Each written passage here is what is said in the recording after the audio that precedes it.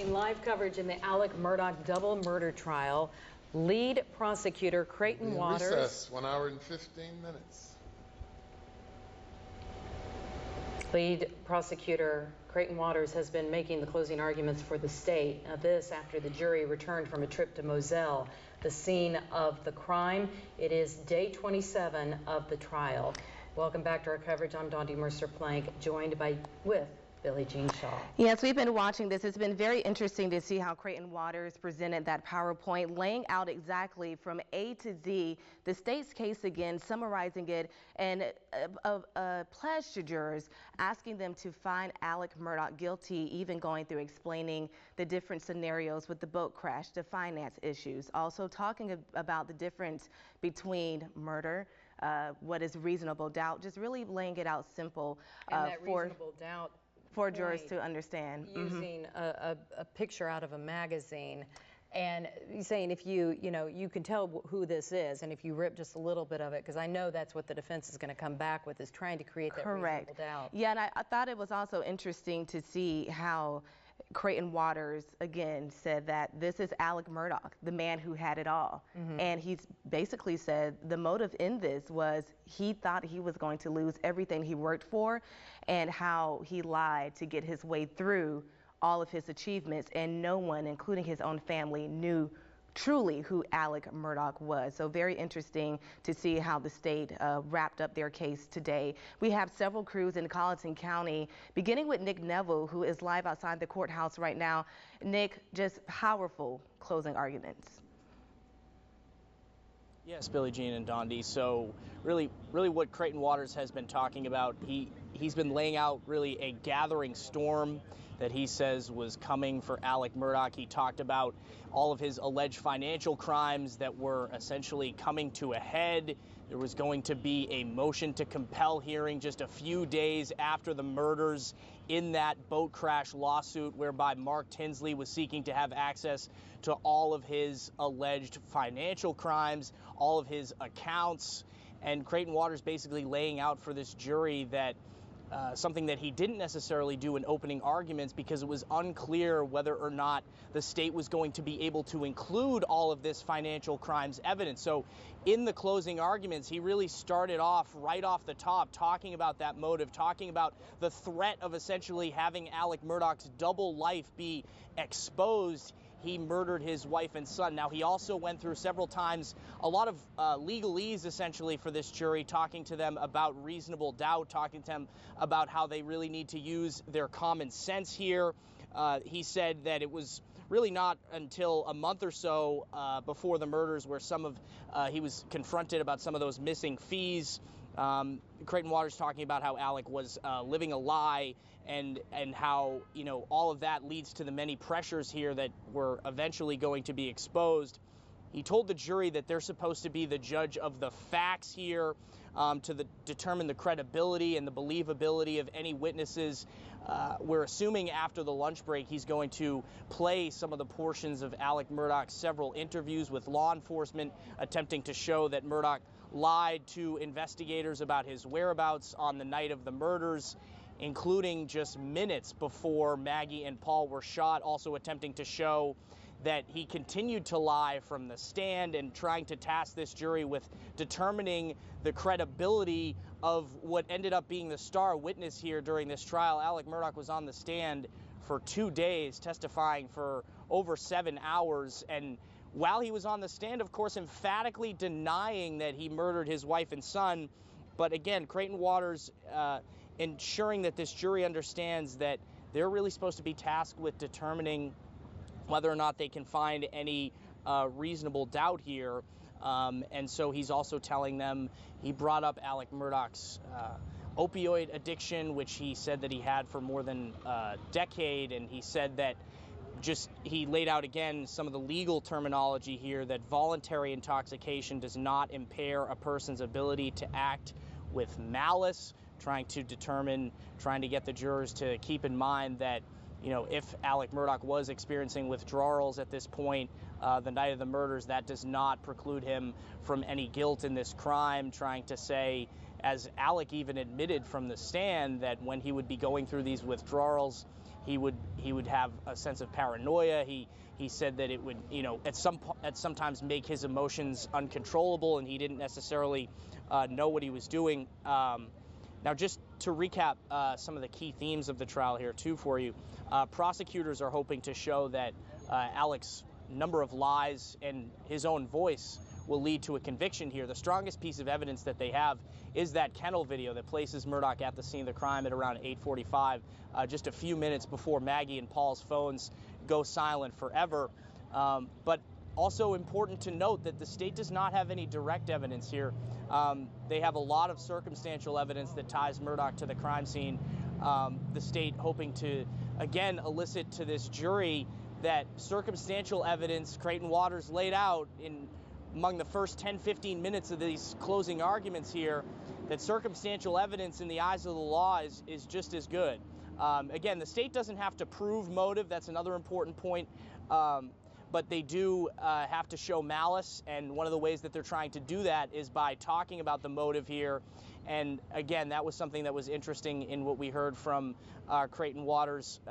He also talked about, towards the very beginning of the closing arguments here, how Alec Murdaugh was the only person with the opportunity and the motive to be able to commit these crimes. I believe we have a soundbite from Creighton Waters that we are going to play for you right now, that key moment.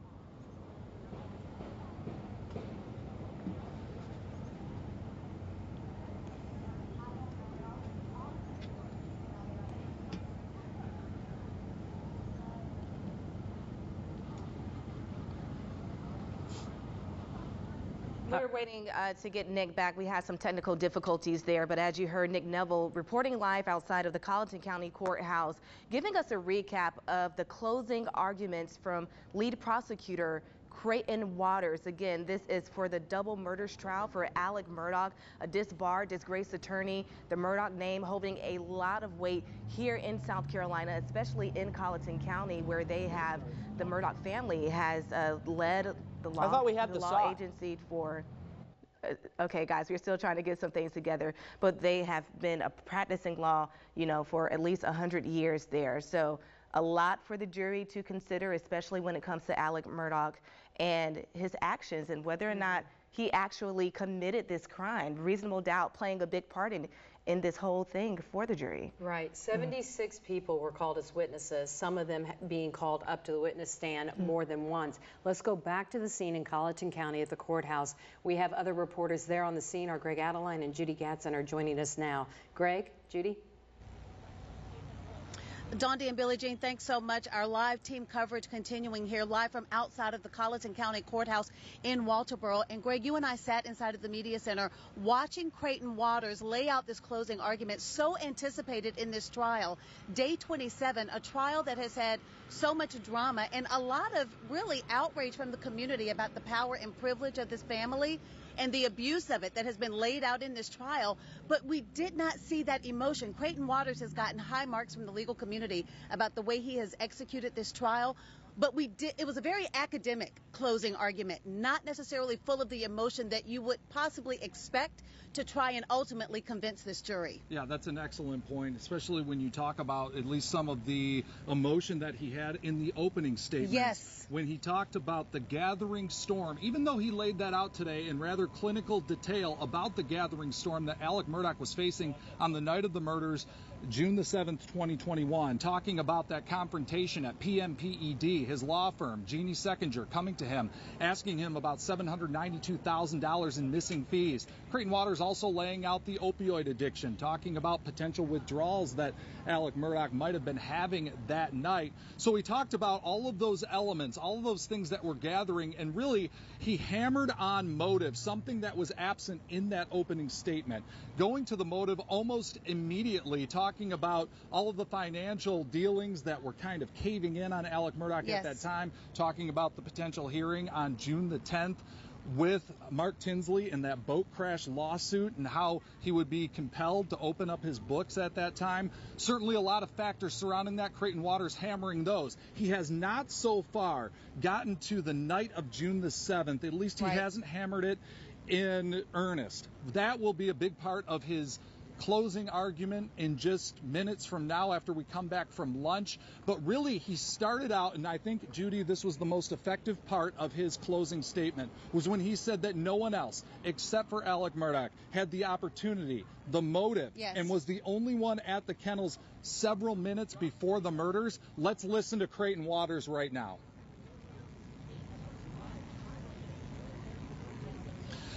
Well, in the meantime, Creighton Waters, as he talked about that, Judy, you know that that was something that likely stuck with the jury very early on, and then he got into the motive that, as you said, got a little more academic. Well, and listen, as they drilled down on that timeline, and as they proved, as we talk about beyond a reasonable doubt, they proved beyond a shadow of a doubt that Alec Murdaugh was at that crime scene just moments before Maggie and Paul, his wife and son, were murdered. And you think about the fact, Greg, if that Snapchat video did not exist, his alibi very likely would have held up. And so on the stand for the first time, his friends and family members have admitted that they never knew that he was at the kennels until he made that admission and told this jury that he had lied to them over and over again, lied to family members, lied to his partners over again. But he wants this jury to believe his account of what happened that night. Creighton Waters and prosecutors throughout all of this have said that Alec Murdaugh could control a lot of things. Right. But the one thing he could not control was what was on Paul Murdaugh's phone. Absolutely. Something that was discovered after the fact, something that Secret Service really had to glean off of that device. There was the Snapchat video earlier on that showed him in different clothing and that blue shirt, of course, that was laid out. But that kennel video, so key when it came to placing Alec Murdaugh at the scene of the crimes at 8:44. Let's listen to Creighton Waters talk about how Alec Murdaugh was the only one with the incentive, the motive, and was in fact at the kennels that night. On June 7th, 2021, at the Moselle property in Colleton County, Maggie Murdaugh and Paul Murdaugh were brutally and maliciously murdered at the kennels by Alec Murdaugh.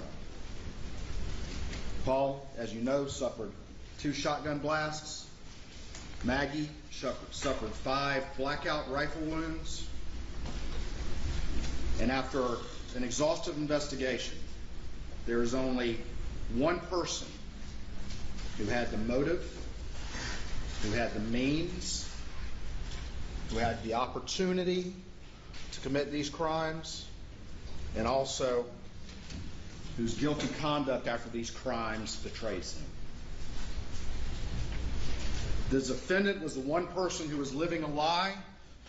The defendant is the person on which a storm was descending, and the defendant is a person where his own storm would actually mean consequences for Maggie and Paul, and consequences for those who trusted him. And that person is the defendant, Richard Alexander Murdaugh. You know, Judy, one more key point that Creighton Waters brought out at the beginning of his closing argument was just talking about the idea of Alec Murdaugh being what's called a family annihilator, just talking about certain criteria that fit into that scenario, talking about having that family legacy, talking about financial difficulties, possible prescription drug abuse, all of these things Creighton Waters say creating that gathering and perfect storm that they say led to the murders of Maggie and Paul Murdaugh. And they have really relied on being able to narrow that timeline from when they were able to establish by that Snapchat video that Alec Murdaugh was at the kennels that night. And then when he said that he used his golf cart and that it would take about 2 minutes to get back to the house, how could he possibly not have even heard the gunshots, which he claims to be the case? Also, Greg, we have to remind our viewers that the jury did in fact go out to the crime scene this morning. As we have talked with our trial analysis expert, Carl B. Grant, who will be joining us later today, we talked about what impact that could possibly have. I mean, it's been 2 years. We have some updates for you on WYSTV.com about how the scene has obviously changed. Things have grown. It's been vacant for quite some time. But I think, Greg, after that compelling demonstration with the Attorney General in the courtroom yesterday, as they demonstrated the defense's theory about how Paul was shot while in the doorway and that the gunman also moved through the doorway at the same time, showing how tight that space would be, how long that gun was, and how in the witnesses' estimation, it would be preposterous to think that he could have shot him in the head from that angle, and that the evidence just does not bear that out. So I wonder, in terms of the jury, as they went out to the crime scene today, how they analyzed that. They were not allowed to give any demonstrations while they were there. They weren't even allowed to talk. The attorneys were not allowed to give the jury any information. They literally walked around that crime scene to kind of assess and process all of the evidence that they have heard up until this point. And Creighton Waters today talked, I think, about 50 minutes based on our calculation for this closing argument so far. But again, going to our trial analysis expert, Carl B. Grant, he says in these murder trials, you got to be prepared like a preacher coming to church on Sunday morning. We have not seen that yet from the prosecution, but it may still be to come. That's right. We expect the closing argument to continue here in just moments after this lunch break. Creighton Waters will pick up right where he left off. We expect to hear more about specifically what happened on the night of June the 7th, 2021. But for now, that is the very latest here in Walterboro. We're going to send you back to programming, and as soon as those closing arguments begin once again, we will take it live right here on WIS.